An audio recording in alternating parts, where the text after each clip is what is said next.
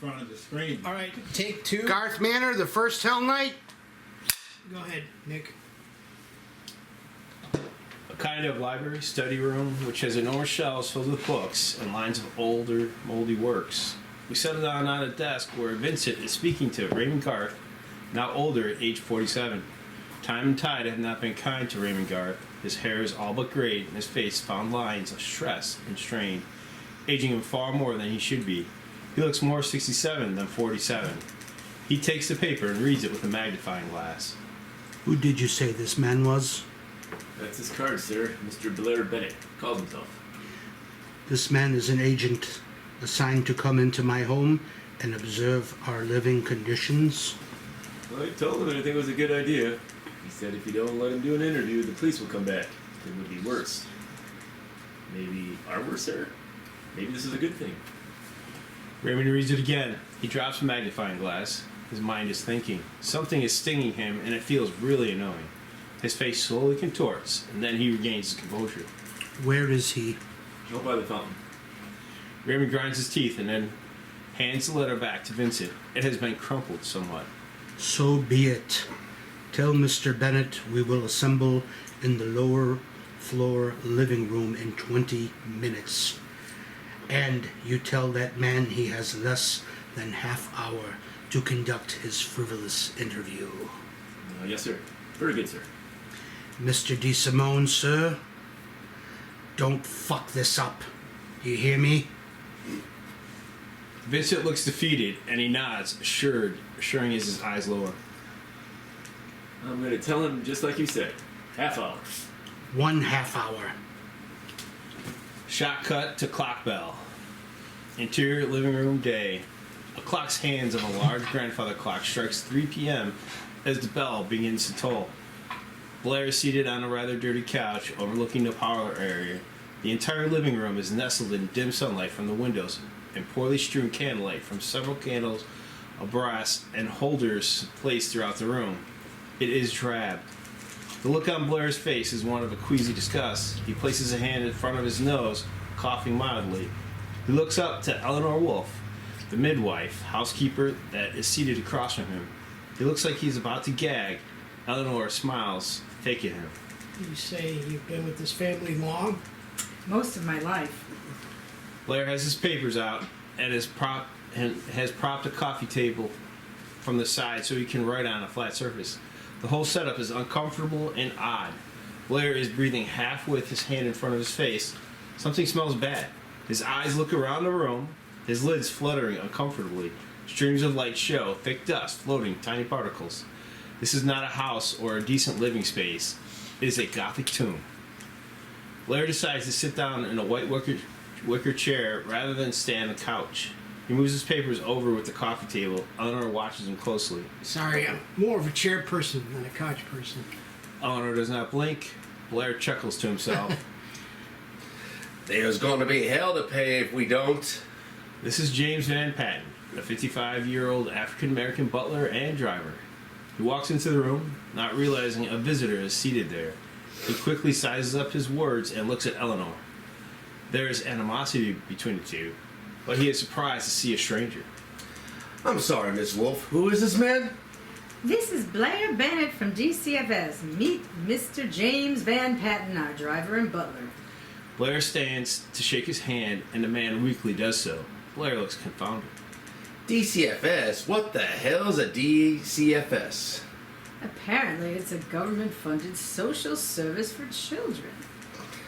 I guess I will be outside in the garage. You'll do no such thing. Mr. Garth has given orders for the entire staff to be present during this interview. James stops. He appears like a fish out of water, unsure whether he should stay or leave. Miss Wolfe? Sit down, James. We got 2 flats in this garage. I got to fix them if you wanted to drive. I said sit down. James complies. He looks across the room at Blair. He remains cool despite the fact that something is really wrong here. Sock, a Japanese Suki. Oh, a Japanese maid, age 31, somehow attractive, and Peter Brophy, a French chef, age 37. enter from the rear, and Blair notices the woman first. She looks to him and smiles briefly before her and the Frenchman sit down near an old, busted-up grand piano. Peter, our chef, and Suki, our maid. Peter shrugs him off, but Suki looks inquisitively at him. What brings you here, sir? Hello. My name is Blair Bennett, and I'm sure that you all have questions, so...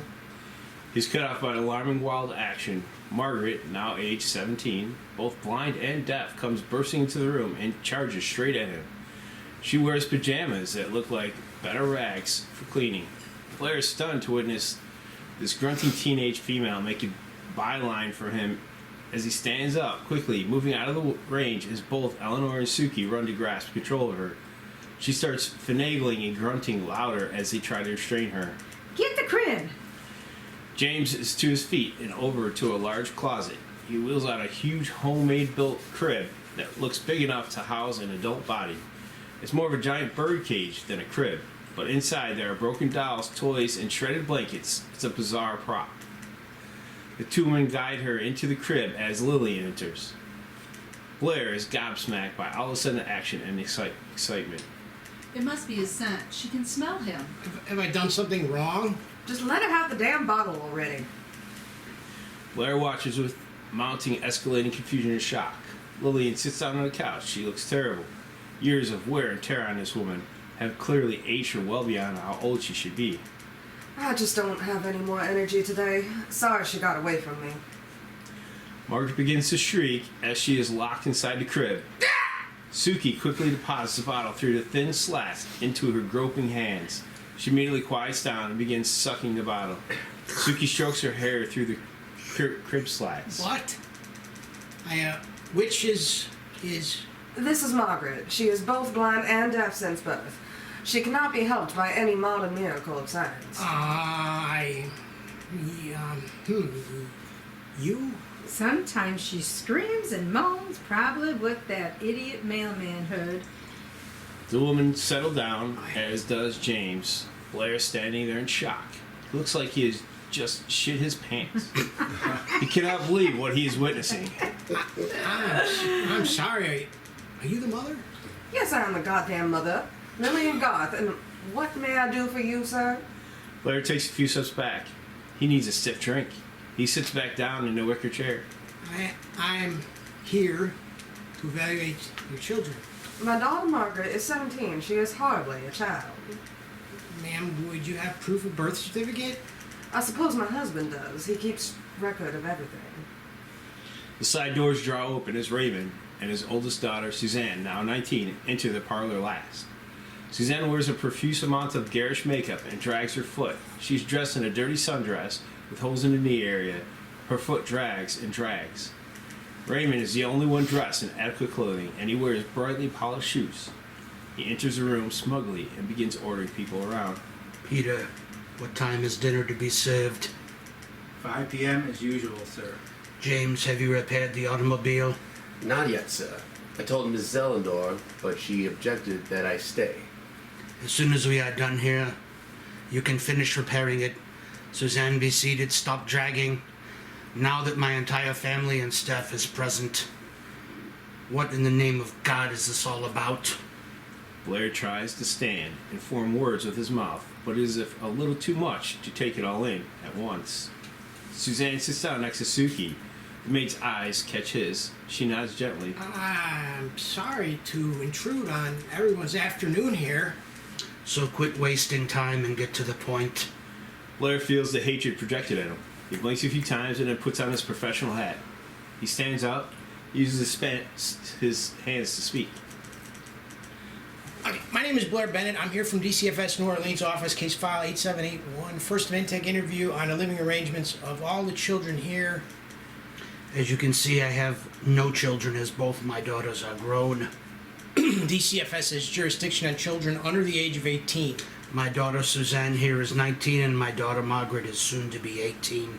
So this entire fiasco can end now. Sir, we have complaints, so I need to do an interview. Screaming was heard from the Manor's perimeter. Margaret does scream, and she is both blind and deaf. Sir, that's quite a distance. Well, she has quite a defect. A world of darkness and silence. I should say that warrants suffering. I can tell you that there are doctors and therapists and people that can probably help her. And I said my daughter was almost 18. Yes, but she's not 18, not yet.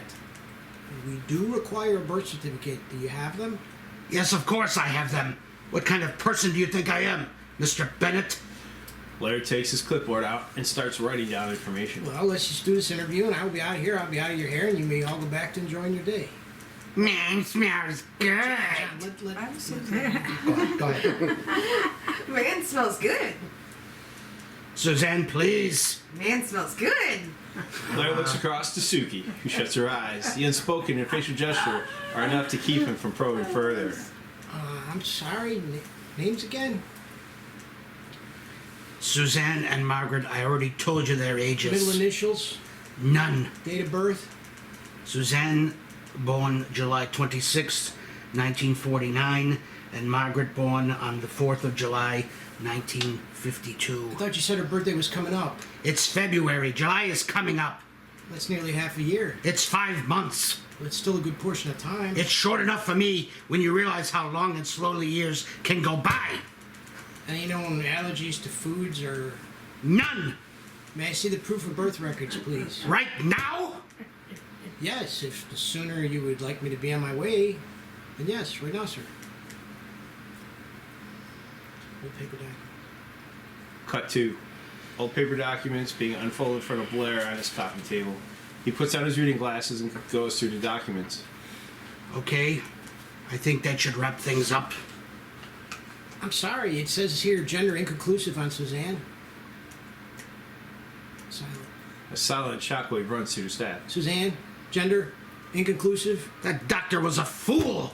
Dr. Dan Wyman, is he still practicing? How in the hell should I know? Who are the girl's primary care practitioners? Miss Wolf is our on-duty nurse. Are you an actual nurse?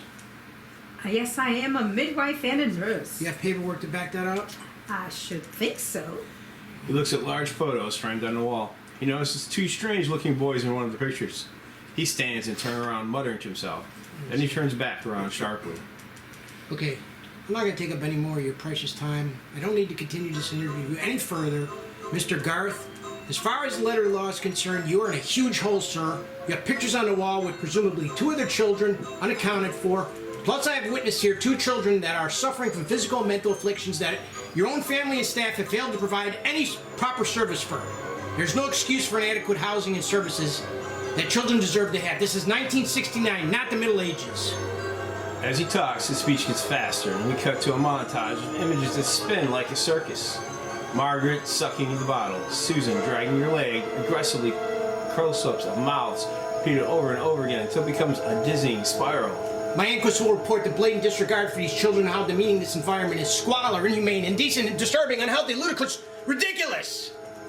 Close up on Blair's eyes, his head starts to spin as he gets dizzy and sits himself down from working himself up. He rubs his eyes and face and starts to compose himself. Go scream your head off, fool. We Garths do have legal counsel if necessary, and your puny threats and silly interviews have nothing to do with how I run my family. Those are my 2 late sons, by the way. Blair is breathing heavily. He looks up. Suki looks to him with empathy. You'll be hearing from DCFS. Have a good afternoon. Blair rams his papers into his bag and stands up. Suki watches him carefully. Man smells awful good, Daddy. Man smells better than you. James, show our guest to the front gate and make sure that he has left the premises. You are now trespassing on my private property. Blair makes his way for the exit. James stands to meet him. Suki intersects them at the middle of the parlor. She places her hands on his shoulders as he falters.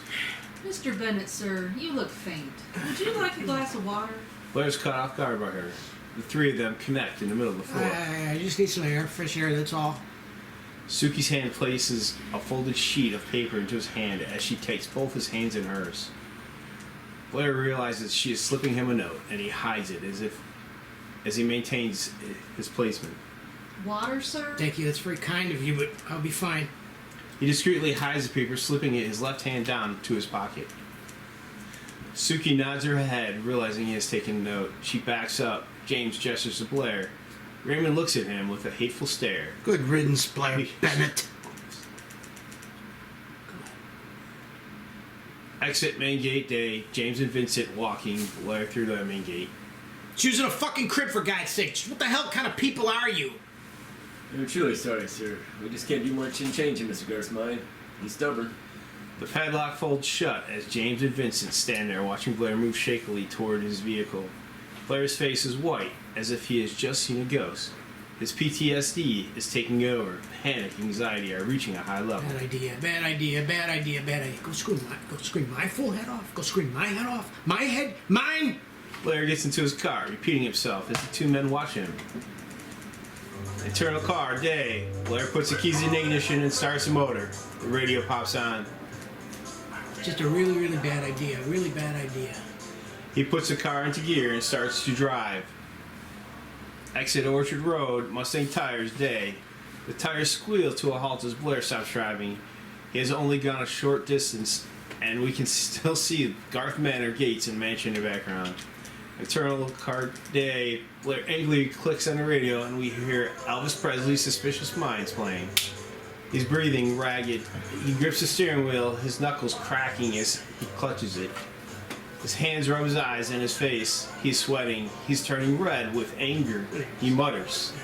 He takes out the note and spreads it wide open on the steering wheel. All crazy here. Please save us. Blair sits there staring out the window. He wipes the sweat off his face. He swallows and breathes deeply. The panic is taking over. Leave no women and children behind. Leave no women and children behind. Leave no women and children behind! He loses it. He starts punching his steering wheel hard and fast with loud thuds. He pounds it like mad. Breathless now and breathing raggedly through clenched teeth, Blair starts to slide into an uncomfortable space, somewhere primal. He looks out the window, jittery and blinking quickly. He places his hand over his mouth. Something else is taking over. A memory from his past, a state of mind, something without mercy. It attacks him, and he screams in an angry primal scream. It lasts a few seconds, and then it is quiet again. We cut to outside the car, a long line of peaceful orchard trees, silence after the echoing scream, birds chirping, insects buzzing, the radio playing the song. Passage of time, 3 hours later. The skies have darkened with time-lapse footage, and it is twilight. Blair still sits in the car, not having moved for nearly 3 hours. 1,000-yard stare painted across his face. This is not the same man we saw earlier. The radio is now playing Bad Moon Rising. We pull in on Blair's eyes. He looks like a statue. He takes the thermos out, drinks from it until it's empty. Then slowly he exhales, clicks off his radio. Like a stealthy cat, he exits the car. He empties his bag into the front seat, takes the empty bag strewn around his shoulders. He looks around carefully. He starts walking towards the mansion we can see in the near distance. He walks with a purpose. Exit Willow Tree Night. Feet landing, Blair's already back inside. He moves with stealth and awareness. Every sound in the night has a meaning for him, and he is listening closely. He spies a light from the house and carefully moves towards its direction. External kitchen window, night. Blair creeps up on the window ledge and peers inside. There's a huge kitchen adorned in limestone and wood. There, seated at a large oak table, is Margaret, strapped down to a chair and being force-fed some kind of white substance with a funnel and tube. Both Eleanor and Lillian are trying to direct the food into her mouth. At one point, she spits it out and flings the funnel. The women just pick it back up and go right back to this ordeal. Blair watches with quiet tenacity. He shows zero emotion. He simply watches what is happening. He hears an owl hoot and shifts his gaze to the bird up in a nearby tree. The owl looks at him and he acknowledges it. External bedroom window, night. Another candlelit dim interior. Blair looks into this window and sees both Raymond and his daughter Suzanne engaging in some kind of twisted game. Raymond has giant alphabet blocks set on the floor. A, B, and C are in the correct order. Suzanne places the E cube next to the C. Raymond lashes out and hits her with a leather flog. E, Daddy, E! Wrong, child. Wrong. D comes after C. D is for Daddy. He whips her again. She seems not fazed, yet mildly irritated. The flog strikes her rear, and she lets out only a single bleat. Then she grabs the D block and places it after C. D, Daddy. Next. And Suzanne, stand up straight and tall. Blair watches again. No emotion. simple contemplation. No judgment. He's in a new mode. The branch snaps. Blair's eyes dart as he takes better cover near a large bush. He breathes quietly. His hand grips a knife, now out and open. We see the owl fly by rapidly as a young Andrew Garth, now 14, stumbles out onto the scene. His hair ragged and loose, his skin dry, cracked, and brown as if he had a bad spray tan. His mouth slightly open, exposing brown gums and crooked teeth. He leers close to Blair, sniffing the air. Blair realizes from his stature and height, Andrew is merely a teenage boy. He lifts the knife defensively, and then, as it dawns on him, he lowers the blade. He gestures with 2 hands. He is telling him to get down. Blair squats as Andrew gets closer. Blair lifts the blade and tilts his head formally. Andrew stops and then moves slower. Shh. Blair lifts his fingers to his lips. Shh. Andrew points to the thicket on the Manor well, hedges and shrubbery. Andrew starts to get more excited, pointed and grunting. Shh. Okay, lead on. Andrew quiets, and he leads Blair towards the backyard area. External backyard wall, night. A yellow brick wall facade and a steel ring adorn what appears to be a type of doorway. Blair looks at this, and then around once more. A rope ladder hangs near a chimney. Shh. What? Open it. It's okay. Andrew nods and grabs the steel ring. Some brick and mortar creaks as the 5-foot entrance lifts open and illuminates the torchlight within. Andrew moves inside and grabs the torch off the wall. He beckons Blair to follow him. Carefully, Blair enters the entrance. He points over his shoulder to the door behind them. Andrew grabs the back end of the door and pulls it back shut. Eternal Catacombs Night. Darkness illuminated by the torchlight, Blair and Andrew are making their way through some old catacombs. They seem to descend steps as they go. Interior tunnels, night. Andrew's feet halt as he slowly motions for Blair to avoid what appears to be a bubbling hot spring. Only this pit has been filled with lye. Blair looks at the pit and sniffs the sulfuric odor. Internal Catacombs Clubhouse, night. The 2 enter from the screen right, and Andrew gets more excited. He lights candles at what appears to be a table with the decrepit chairs and other furniture odds and ends. It looks like a dirty old clubhouse that kids would play in on a summer day. Andrew sits down at the table and immediately takes an empty old steel plate and a cup. He offers one to Blair. Blair watches carefully. Andrew starts to charade as if he is eating and drinking imaginary foods. He sits there and nods approvingly to Blair. Watching as Blair slowly takes a seat opposite Andrew and nods slowly. He lifts a cup as if to pose a toast. Blair watches with strange fascination. Blair lifts the empty cup and nods. Andrew charades drinking the imaginary liquid with loud gulping sounds. Then he places the cup down. Blair looks at the candle lit before him. He stares directly into the flame. So where's your brother? Suddenly, the soundtrack goes loud with a whoosh of flapping wings and a swarm of bats erupt from a tunnel opposite the catacombs they emerge from. It is an intense flock of bats as they fly through the clubhouse area with fierce volume and speed. Blair drops to the ground as Andrew starts to get annoyed. Andrew grunts and motions as the bats as they fly overhead. Guano splats off in a few spots as Blair hides under the table. Andrew's highly exasperated and looks back and forth at the entrance where the bats flew out. It appears he's not happy with it, and he grunts more loud and upsetting. Blair crouches down as the swarm subsides out through the tunnel they came in from. He stands up slowly, motions It's okay. calm to Andrew. It's okay. Andrew's not having it. He knows something is wrong. It's okay. He's The bats. panic-stricken. It's okay. The bats are all gone. Saliva and drool drips from Andrew's jaws as he tries to announce the word hide. Blair hears something first, then sees it. Footfalls, grunts, and then Morris Garth, now 21, large and mongoloid, bursts from the dark tunnel and pounces onto Blair in a mad tackle.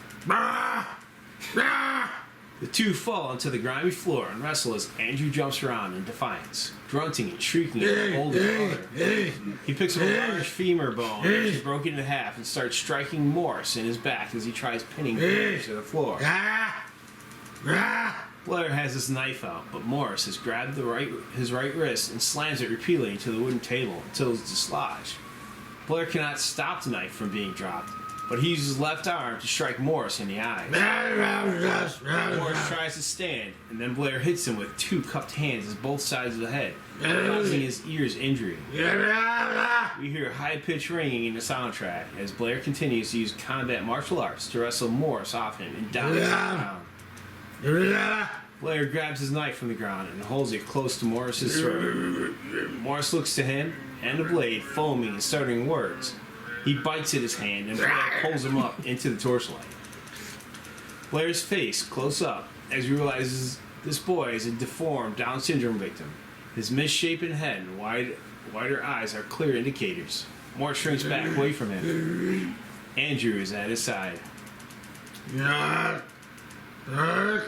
Blair releases Morris as they both regard one another. Jesus Christ. What has this guy done to you both?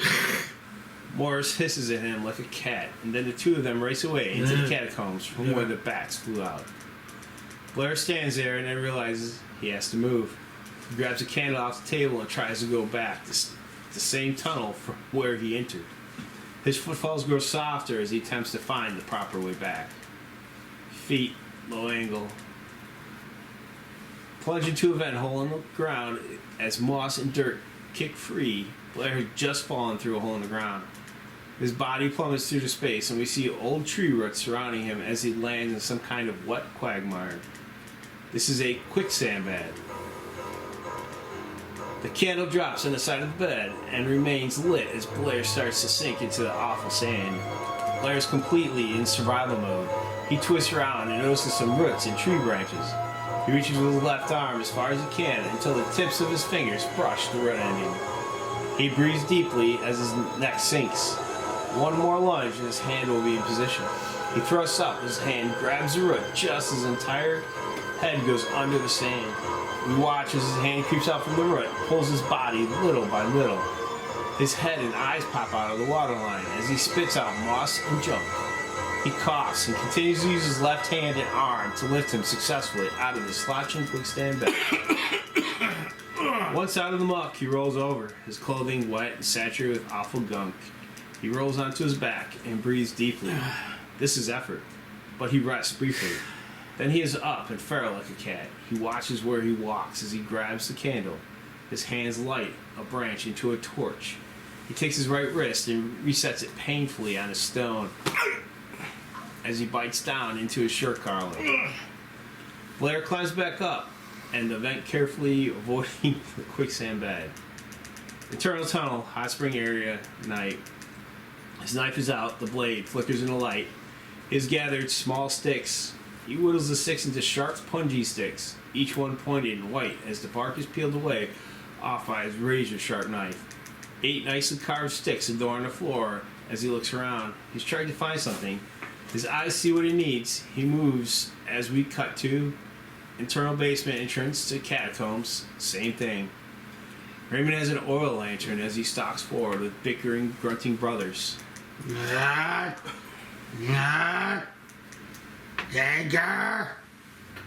Raymond is upset, but still in fierce dominance of the two siblings. I curse the day you both of you were born. Speak the words I have taught you, or stop this awful gibberish. None of this is working. Andrew's exasperated and trying to stop them or slow them down, while Morris is hell-bent on getting back into the catacombs. Raymond belts Andrew with his flaw, and Morris grabs him and bites down hard on his ear. Andrew screams as Raymond has to fight Morris repeatedly to get him off of his younger brother. Andrew's ear is bleeding from the bite, and he places his bloody hand in front of his father. Raymond switches him away as he commands Morris. Lead on, Morris. Morris grunts, and appreciation takes the lead. The lanterns and torches illuminate the long, winding catacombs. Internal clubhouse night. The three enter the space and Morris is going nuts trying to find Blair's whereabouts. He sounds like an angry chimpanzee throwing chairs about. Andrew keeps moving his hand to his bleeding ear and sulking behind his father. Raymond pulls out his pistol. He uses a lantern to illuminate the dark chamber. Nobody is here. His eyes catch a spot of white. There on the floor is a piece of folded paper. Hands and folding paper. All crazy here. Please save us. His right thumb smears the ink across the paper. It's fresh. One has betrayed our trust. Internal, parlor, night. Raymond has Lillian, Suki, and Eleanor in the parlor. He drops the note onto the grand piano and spins his Winchester, slamming the barrel shut. He slams the gun down on the piano. Everyone take a shot until they decide to take ownership of who wrote this note.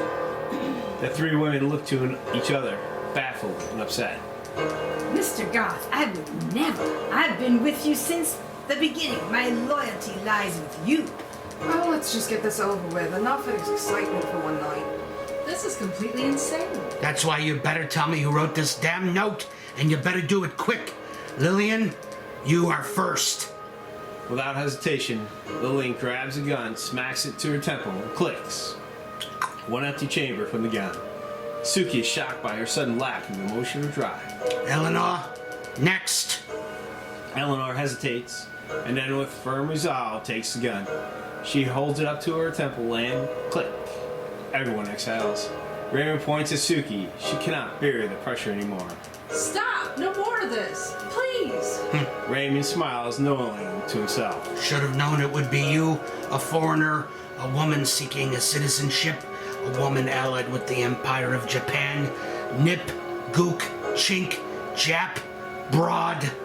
He takes the gun from Eleanor as both women look to her. This will not be nice. He takes out his leather flaw. Suki's face goes through several motions. Contempt, pain, fear. Leave us. We have business to speak of. Lily and Eleanor gaze at Suki with loathing, and then they are out of the room. Raymond nears her, his large looming shadow blocking out the candlelight. It's time we talk about your raise. His hand lifts the flog. It comes down, and we hear a scream. Ah! Internal bedroom at night. Margaret sitting at the foot of a large cage-like crib bed. A painting of old Virgil Garth hangs on the wall. He looks like George Washington. Margaret is slowly banging her head on the side of the bedpost. She does this while moaning softly. Bang, bang, bang. Over and over again as she rams her head into the bedpost, louder and with more impact. Finally, Lillian and Eleanor enter the room as they try to soothe her by allowing her to embrace them both. But Margaret won't have it. She goes back to ramming her skull into the bedpost. Please, child, my God, I lament the day I gave birth to you. Why must you do this to yourself? Why? Why on earth? Eleanor takes a hot water bottle and tries to place it on her head, but Margaret throws it aside and continues to smack her head on the wood. Mrs. Garth, perhaps we can give her the powder. It makes her sleep, especially since tonight is a full moon. No, no more meds. I want a normal child to sleep the normal way, not crushing her own skull on her blasted bed. But Mrs. Garth, she is not normal. Lillian looks at Eleanor, then to Margaret. She drops her head and shakes it negatively. Just give her the powder. Eleanor looks confused. Are you sure, ma'am? Do it, please.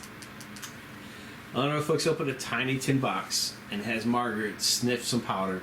She collapses asleep. Lillian starts to cry and then shake. Suddenly, it's something far more serious. This is a seizure of some kind.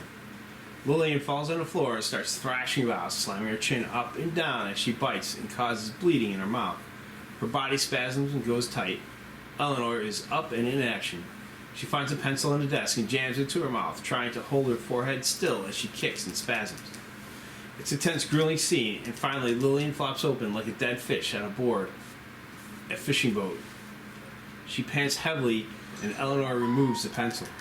I am thinking we should skip the bath tonight, ma'am. Lillian shakes her head breathlessly. Internal parlor, night. Raymond has Peter, James, and Vincent in the main room. He stands there with his flog whip and a long type of blooded rattan stick. The fireplace blazes with a roaring fire as we spy the full yellow moon outside the window. Peter holds a knife, James a hammer, Vincent a wrench. Now I know what you all are thinking, but I can assure you this man is danger. He is a big danger to your well-being as much as to my family. Sir, why can't we just call the police? James, this man has just created a mess for himself and for me. There's no way the police handle this and it winds up working out well. He had a reason for being here and that will be investigated. Sir, we can set the police to arrest him once we catch him.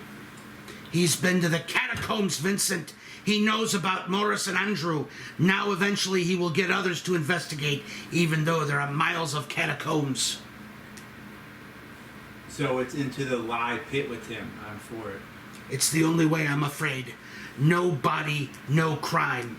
He's just a missing person. No corpus delicti.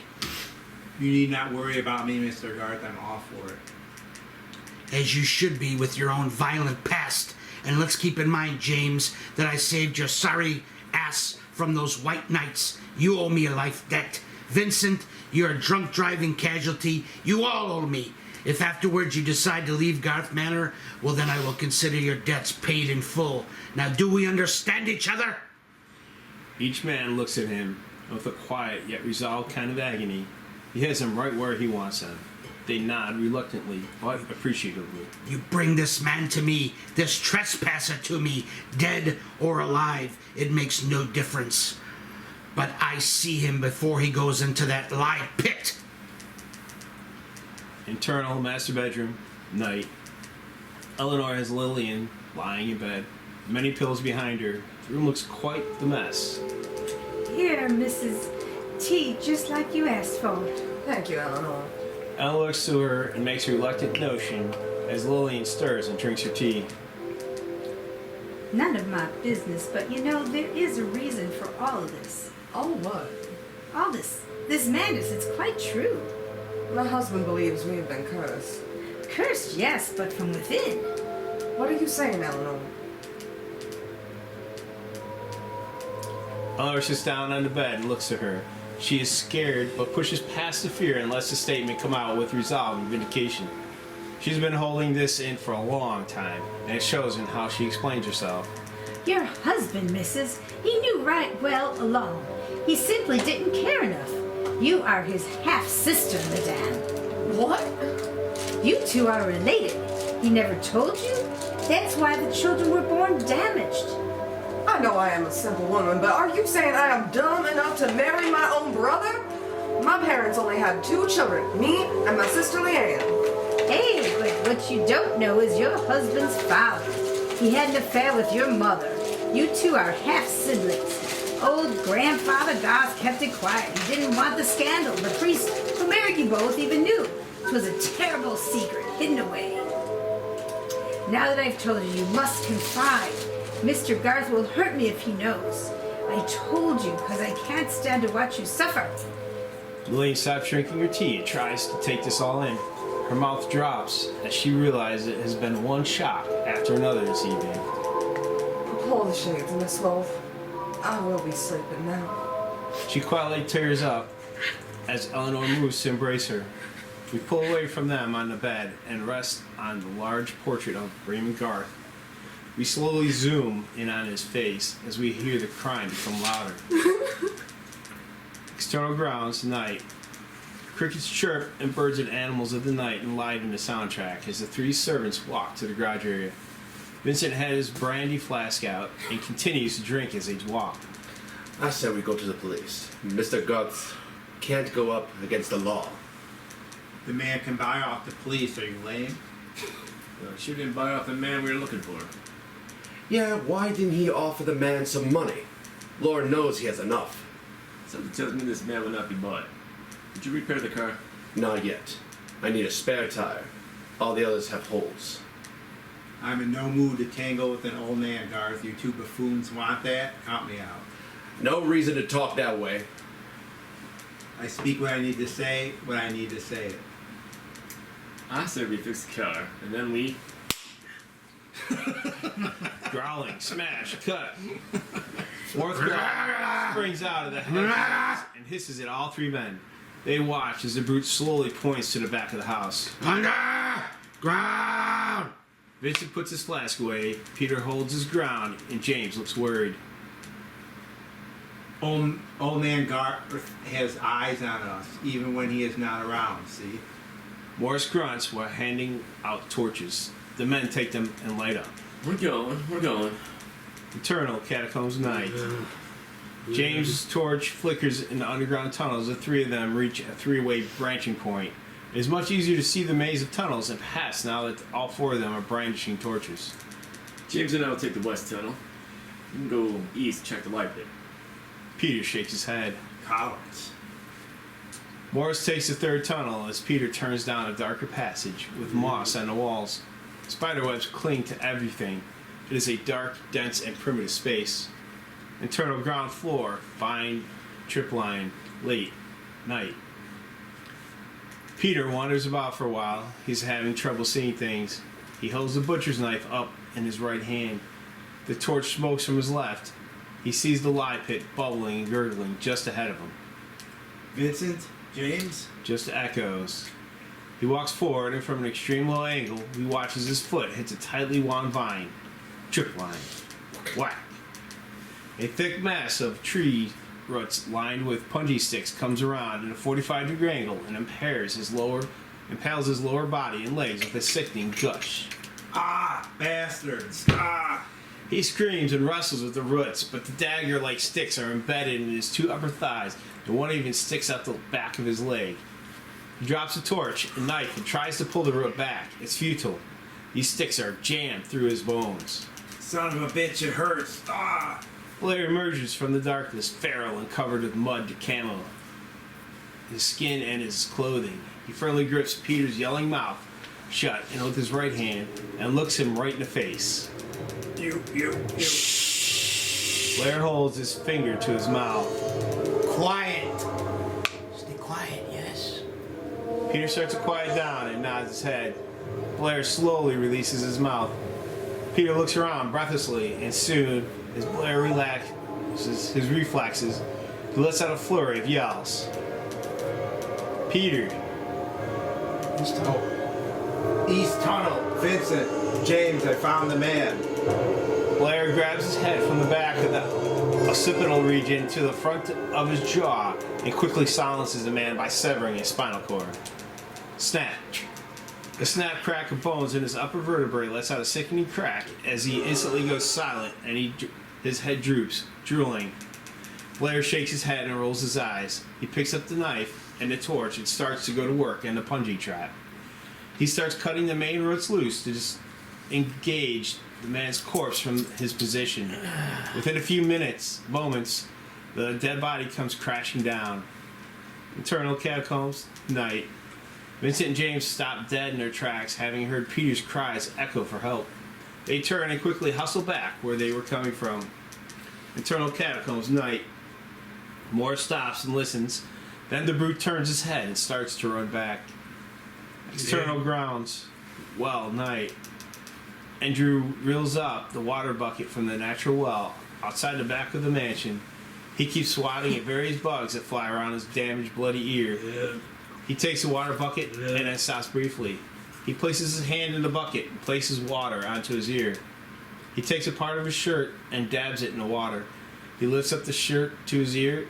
It cools the bleeding, and Andrew moans softly for a moment. Howdy, howdy, howdy. Andrew, bring that water in immediately. Andrew looks to the Manor and then stops applying first aid to his ear. He quickly takes the bucket and rushes off, grunting with irritation. Internal Catacombs, lye pit, night. Torchlight illuminates the profile of Vincent and James as they enter the frame. There, sinking into the pile of lye, is the dead body of Peter. Morris pops up, growling behind them. Peter. What? Look, he's sinking, man. Well, grab him. Don't let him sink. The two men try to grab onto Peter when Morris starts screeching like a chimpanzee. There's torch jabbed right to the camera into the very face of Morris, who jumps back like a scared animal from the jolt of intense heat and fire burning his face. That's it for Morris. Eyebrows singed. He cries out like a hyena as he goes screaming down the tunnels. James has grappled the lapels of Peter and is trying to yank him out of the pit. Blair is upon both men without wasting a second. The hammer is knocked from James' hand, and Blair's knife is at his throat. James pulls his back to the wall while avoiding the lye pit and shrinking back in submission. He gazes at Peter without blinking. What we have here is an evasive action. You men have turned your back on both women and children. Now, how are we supposed to live with that? Vincent drops a wrench and lifts his hand submissively, while Blair holds the knife up to James' throat, cornering them both up against a mossy subterranean wall. Now you know and I know this can be handled properly by the correct authorities. Sure. Authorities. Sure. He places a blade on James' neck. Right now, I am the authority. Yes? Blair steps onto Peter's face as it slowly sinks underneath into the lye pit. It is a kind of disturbing thing to witness. The pit bubbles and makes strange sounds as the body is swallowed up. Fart. Blair pulls his foot back up. We all know you've been through some shit. We all know. Peter was different. I'm not leaving until the women and children are given safe passage. This man was collateral damage. I gave him a chance, but unfortunately he blew it by giving away my position. Your position is cool. Cool, baby. We all cool. Are we? We cool. We're on your side, Mr. Bennett. I assure you. Your side. Vincent points at a patch on his jacket. Blair looks at it and realizes. He lowers the knife. James swallows, relieved, and slowly regains his composure. The tense moment eases up. You're going to get the right people. The right people can help us. Are we? Yes, sir. You got my vote. I swear. I will drop you two like flies, you hear me? I hear you loud and clear. Loud and clear. Clear as a crystal baby. Blair lets go. They pick up the torches. Blair grabs a wrench and hammer and puts them into his bag. All right then. Lead on. We're gonna make a stop at the garage. We can do that. We can do that. Vincent takes a long swig to move. Blair following them. We hold on in the liar pit. It gurgles like a living creature and then it belches.